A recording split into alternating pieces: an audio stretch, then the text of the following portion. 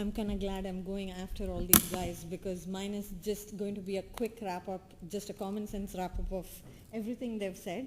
I don't know about you guys, I need to get to my tea. We have one more presentation. Oh, we do? Oh. Okay. He already introduced me. I didn't know that. I'm Bakula. I'm also nervous. My usual state is hyper, so nervous is better, I'm thinking. I'm a photographer and an illustrator, which I'm trying to be, and I'm a brand strategist and a package designer. That I'm not trying. I'm done, 12 years. And I seriously believe I'm the love child of strategizing and creativity. Creativity for the sake of creativity just doesn't excite me. And usually, when I'm working with my clients, I always try to see how to sell more without really spending more money. Because I believe that good packaging does not cost any more than the bad packaging we put out every single day. And I call it the death by lollipop, which is the mediocrity lollipop. You lick it once, you suck forever. Like you try once because you have no time or something, and then you keep on doing the same thing, and it's a cycle that never ends. And I think mediocrity generally happens from not having time or not planning for it or not having enough passion, or the clients have no idea what the heck they want.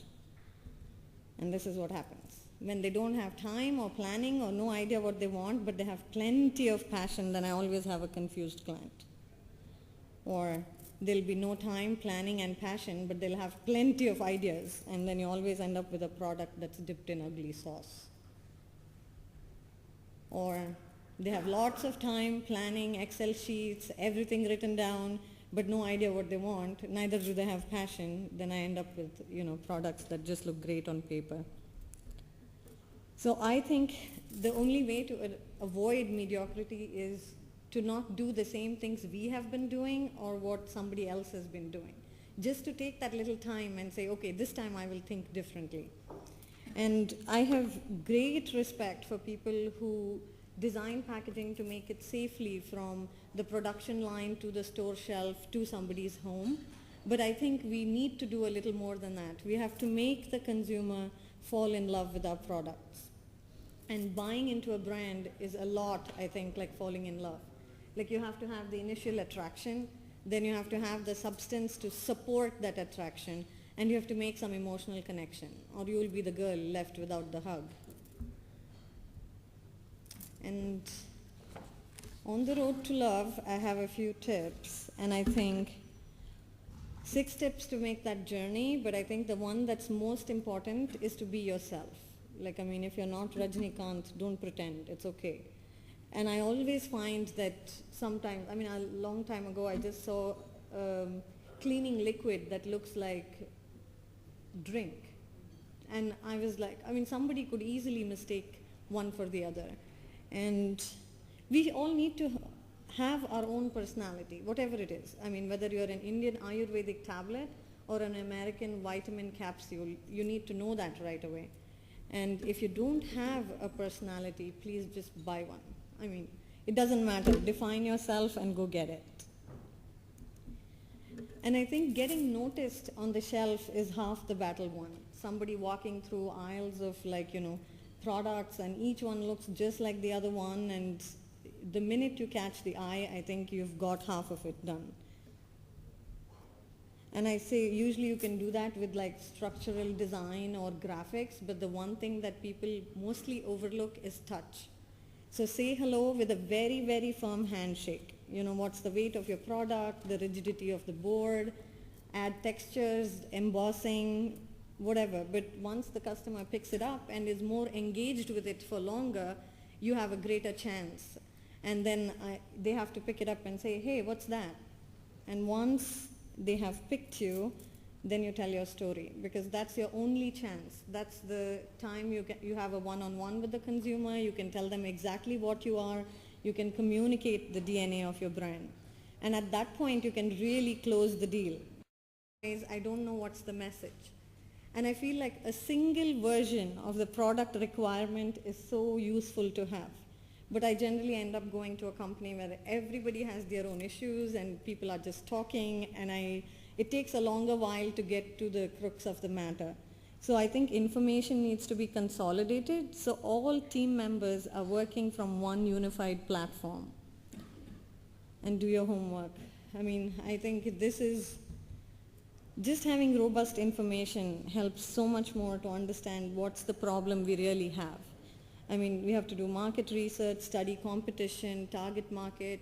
Usually when I say the reason the quote is this much because there is research and there's, design, they say, can we skip the research? No, you can't skip the research. So I think it's ideal to also have direct access to your pre-press team, the printing guys, and it's ideal if you bring them in the beginning, so you talk about the processes involved. And I also feel sometimes that if the vendors could have documents, I mean, I was used to that, to get a document that says, this is the format in which you should give your files to us.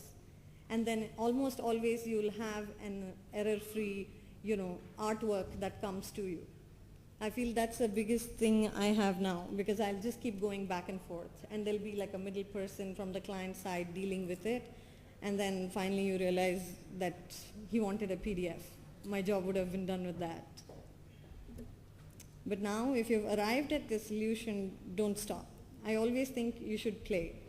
You should try new things, you should explore, have fun, even if the other person is just looking at you and going, you crazy lady, stop now. But no, I think playing is so important because that's when we discover new stuff. And to be curious. I think we should always ask questions because we have to make full-size mock-ups, put them in the shelf where it's going to be sold, and test it, open it, close it, and then never assume that the solution you just found is like the best solution there is. And sharing everything.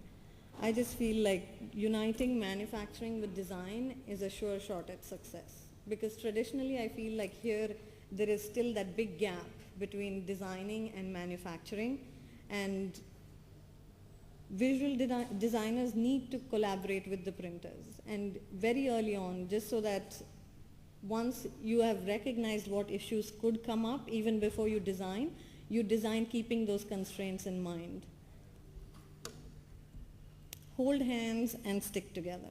The minute something goes wrong, the whole teamwork is lost. Everybody is just, am I okay? Oh, okay. So I just think, wouldn't the world just be such a better place if at 4 o'clock we could all have milk and cookies? I mean, the strategic timing of that candy that came to the table. The minute you realize people are getting cranky, restless, and there is no solution in sight, I feel like we should all reconnect as human beings. Get up from the project, go do something else, go bowling, just have lunch at a restaurant. But forming that bond, I think, with your vendors, with your team members, always creates, like, in the end you have a great product. Because that's how I work. And my kids are sick, I have to call somebody at 10 p.m. because I didn't work all day. People are willing to do that for me. And for me, that relationship is very, very important.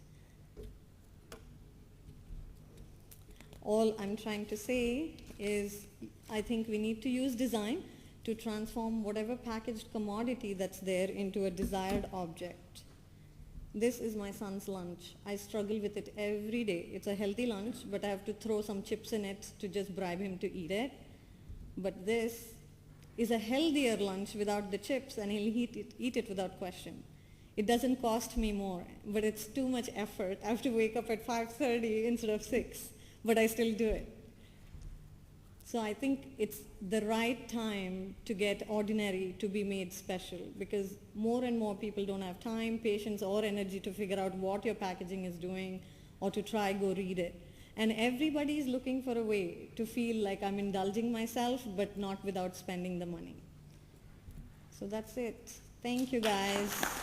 Thank you.